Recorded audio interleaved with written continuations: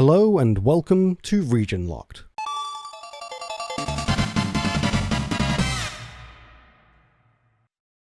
Games have a tendency to take hold of somebody's thoughts. It might be from their highly enjoyable gameplay, but at times it can simply be a game's general vibe.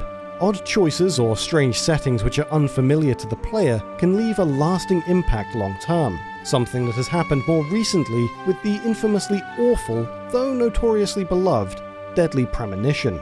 The inspirations from the likes of Twin Peaks and its almost Lynchian direction left fans with a new experience that many came to enjoy, despite its many technical design issues. However, before Dead Premonition's release, another game was released for the PlayStation which saw players take on an investigative role in an open world. Today, we'll be exploring Mizzurna Falls. Before we jump into this video though, this video is sponsored by Region Locked. We just wanted to quickly mention that the Region Locked book has finally been published in the UK, with a worldwide release slated for early next year. The book contains some of our favourite Region Locked games, with guest articles from DJ Slope, Cad Icarus, and Ashens. If you'd like to get your hands on a copy, check out the links in the description below, or ask at your local book retailer. Some outlets offer worldwide shipping, so if you're in the US and just can't wait to get your hands on a copy, that may also be a good solution for you. And now, back to the video. Released in 1998 for the PlayStation, Mizzurna Falls was developed and published by Human Entertainment, exclusively for a Japanese audience. The title is considered to be one of the first true 3D open-world games to hit the market, and revolves around trying to solve a crime. The game takes place on Christmas Day 1995, in a small rural American town known as Mizzurna Falls, located close to the Rocky Mountains in Colorado. A young girl named Kathy Flannery has been found unconscious in the woods after she was seemingly attacked by a bear. It isn't long before she fails to fight death and passes away. As this is occurring, high school student and daughter of the town's mayor, Emma Rowland, goes missing. The player takes control of Matthew Williams, Emma's classmate and best friend. Matthew gets involved in the investigation, attempting to uncover the mystery surrounding his friend's sudden disappearance, unearthing several dark secrets about the town of Mizzurna Falls along the way. The game's story unfolds over the course of 7 days, with the player having to explore the town and local countryside to find more information about Emma's disappearance. Time progresses an hour every 5 minutes of real time. The game features a hard time limit of 7 in-game days and features 3 different endings, meaning that it isn't possible to encounter every part of the game in a single playthrough. Even simply saving the game, which occurs when the player sleeps, has the player choose to progress time by 1 or 5 hours, further setting the player back on their timescale. The game not only features a full day, night, and weather cycle, but also preset routines for each of the residents you'll encounter in the town. As the game has a set time limit, it's possible to miss the reveal of essential information surrounding the mysteries of Mizzurna Falls, simply because the player is not in the right place at the right time, knowing what they need to know. This is the aspect of the game that is considered to be remarkable. Every vehicle you drive past in your knockoff Volkswagen Beetle, while simply traveling from one location to another, has somebody inside of it. Somebody that might even provide vital information to progress Matthew's investigation. This car will even need to be refilled at gas stations across the town. Failure to do so will result in having to call a tow truck and losing precious time. There's also a number of other moments throughout the game that will take the player out of the typical investigative journey, such as presenting them with quick-time events even before the likes of Shenmue. Some elements of the game may come as a surprise. They certainly did for us. The game's controls are generally considered to be pretty awful, and the game is riddled with poor animations, lackluster physics, and less than impressive textures. But it isn't too much to completely detract from what is a generally impressive achievement of a game, particularly on the original PlayStation during the birth of 3D console gaming. It is also remarkably hard to keep track of all of the game's events, and with no discernible way of knowing if you've missed vital information, consequences for failure can be disheartening. The project of Mizzurna Falls is incredible in retrospect. At the time it might not have hit with a huge splash, but looking back at the actual development and end result, it finds itself in an admirable state. 1998, the year of the game's release, saw many smash hit games land on the market. Tekken 3, Parasite Eve, Resident Evil 2, and Metal Gear Solid are just a few PlayStation games of that year. Human Entertainment, the developer of Mizzurna Falls, is not a Namco, Capcom, or Konami. It's a small group, with this project ultimately being their last. And very few people wound up playing it. The team were known for creating non-conformist titles, taking risks on what might sell as a commercial title without the overheads of being a major development and publishing company.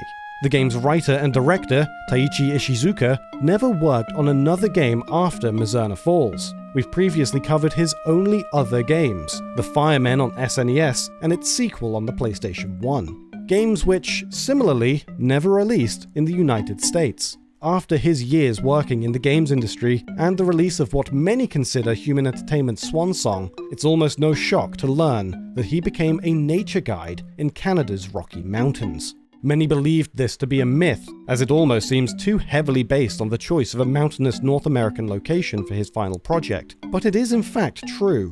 A few years ago, more details surrounding the game's development were revealed by Ishizuka in an interview with John Szczepaniak.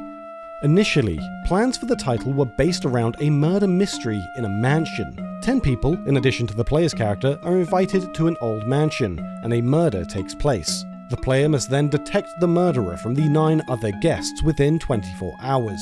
All the characters move around the house in real time. The player can examine, use, or take anything available in the house. In total, the team at Sun Studio, who were contracted to work on the game for Human, consisted of 4 programmers, 3 graphic designers, and 3 staff from Human doing the audio work. It took around 12 months to complete the title. Despite the game's US location, none of the team actually traveled to the area for research, though Ishizuka had previously spent 3 months traveling from LA to New York.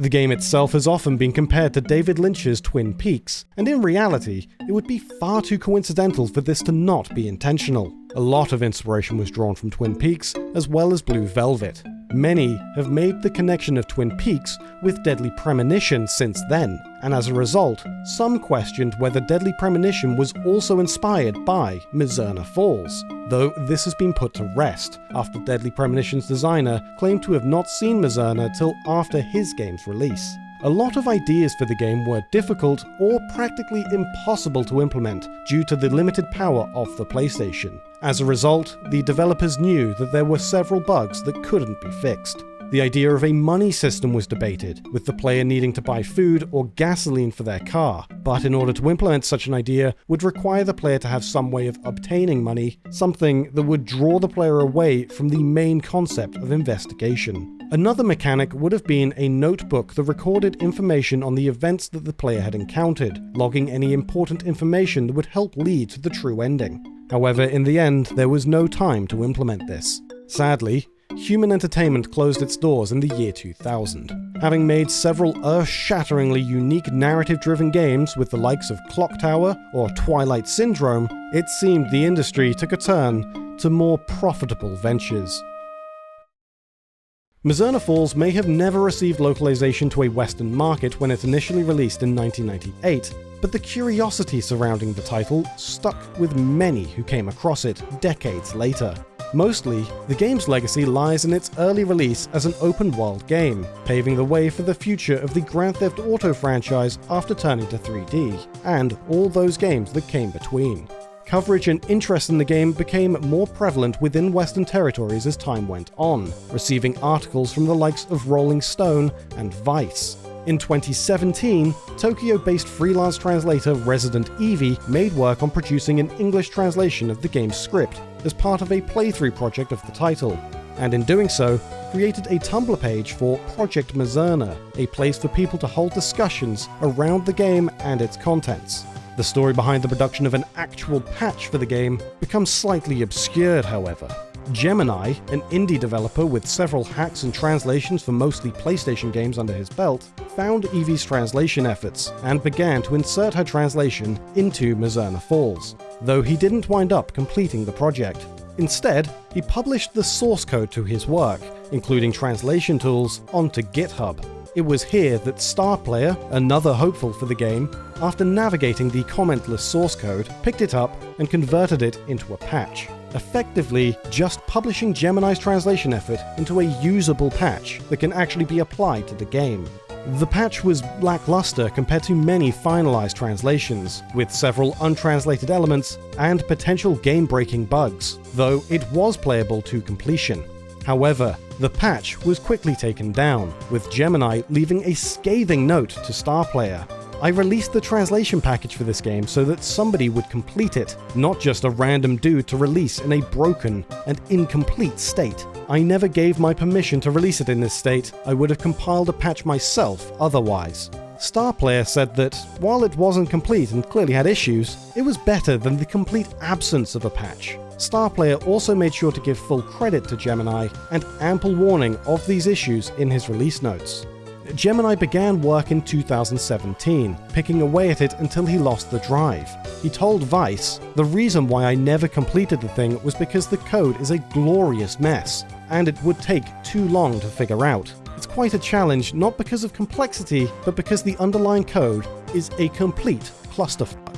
The defense for Gemini is in his release notes on his GitHub page. He wrote, "Since people keep on asking about it, I decided to release the full package to let someone else pick up from where I left. But it's up to the hacker to figure out what's in here. Rather than continue the work, it was a slapdash release with little added." It's worth noting Mizzurna Falls' cult status. The game is about as obscure as it gets, and so interest wanes as people's fascination dwindles. Without a new reason to look at the game, it's rare for someone to do so. Gemini could have released the same patch years earlier, but refrained because of its incomplete nature. Because he didn't want to be associated with anything lackluster, he requested the patch be taken out of circulation. StarPlayer did defend his position, however, claiming he released it after years of people asking for it, considering an unfinished patch better than nothing. At least, people could play it. This is a feud of two sides, with neither coming off as wholly faultless or to blame, but one of a disagreement on a single opinion. StarPlayer lamented Gemini's displeasure, but stuck to his guns that a slightly buggy hack is better than nothing at all. Gemini struck the patch through copyright claims over the source code, and took down his GitHub upload. Eevee covered the debacle on Twitter. Obviously, I prefer someone to come out with a 100% working patch for Mizzurna Falls, but for that to happen, the game needs to be more widely known so it can reach the person or persons with the actual skill and willingness to do it. I've tried to spread the word of this game, so this recent attempt has at least gotten people talking about the game again, for which I'm thankful, obviously. And it did. StarPlayer seemed to take his criticism on the chin, but didn't give up entirely. He was brought in to help a new team patch the game, led by Nikita600 and Kiro-san. StarPlayer was brought on to help create what would ultimately be the best effort patch of the game. Based on Eevee's script, Kiro-san rewrote and edited the majority of the game's dialogue to not just fit the confines of the PlayStation, but also better represent characters for Western audiences without sacrificing the quality or coherence of the game's plot. The majority of this patch was created in quarantine during the COVID-19 pandemic, across multiple countries, with love from Eevee, Nikita, and Kiro-san. It's a great patch, so much so that I even personally contributed my voice to the game's opening cinematic. You can check it out in the link below. There was also actually a second patch released on the same day by Owl over on romhacking.net. So, just like buses, Mizzurna Falls managed to go years with no translation patch, only to have two released in just a matter of days. Thanks for watching, I hope that you enjoyed this episode. Don't forget to check out the regional book, don't forget to check out the Mizzurna Falls patch. It's a pretty interesting game, it's actually better than I anticipated. There was a lot of stuff in there that I wouldn't have expected from such an early title. Let us know what you think in the comments below. Or if you just love David Lynch, just tell us how much you love Twin Peaks, because it's the best thing ever made.